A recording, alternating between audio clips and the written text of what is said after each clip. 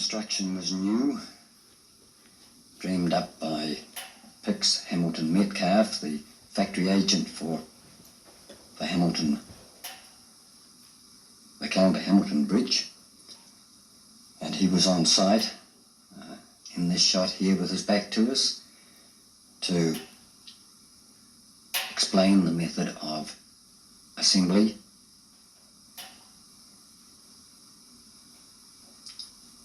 In effect, the assembly was obtained in sections lying horizontally, each section being hinged to a transom, and then each section was lifted into the vertical position.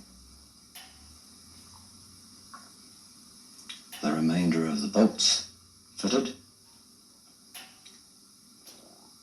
and the tightening of all bolts was left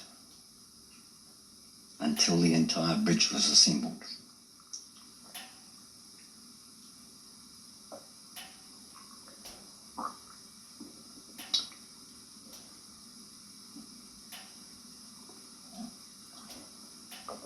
This film was sent back to the UK to show Calendar Hamilton this new method of Calendar Hamilton bridge assembly.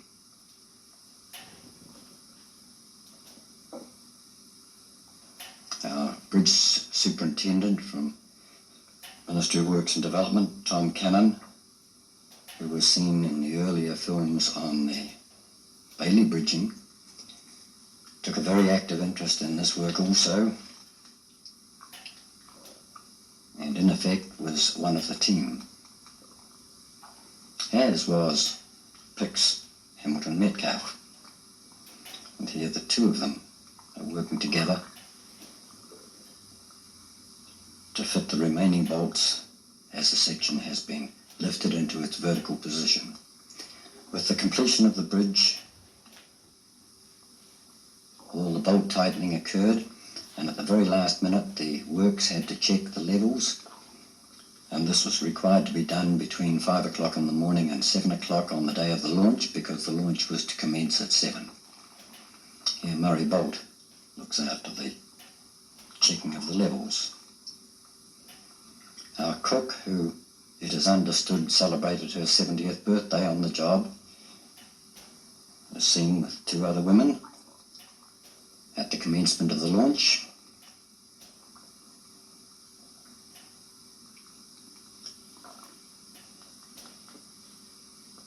The launching was obtained by a tractor and winch anchored beyond the far abutment, and wire strops were used to pull the bridge across.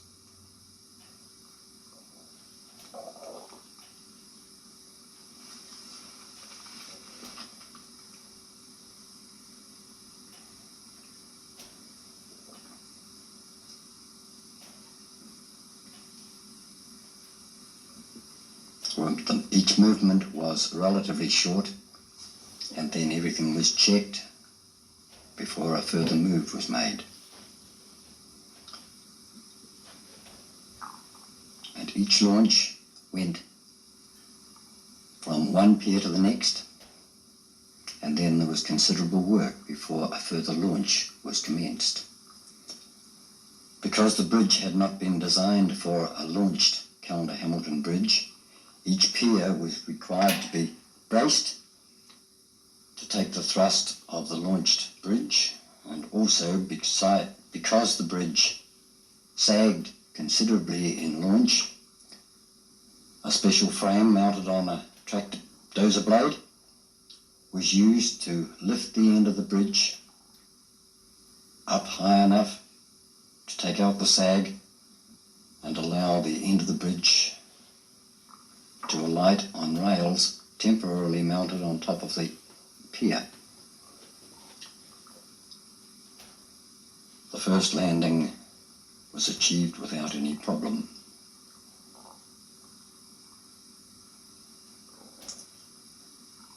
And so they went on from the first pier to the second pier.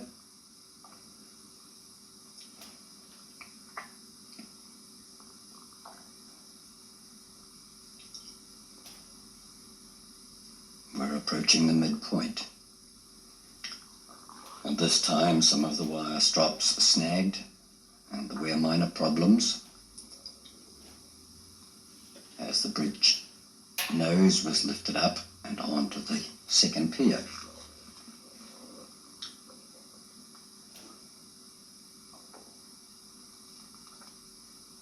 We now have 220 feet of Calendar Hamilton Bridge launched. For the remaining launching, it was found to be too difficult to successfully anchor the winch tractor on the far side, and so a second dozer was used to push the bridge during the launch.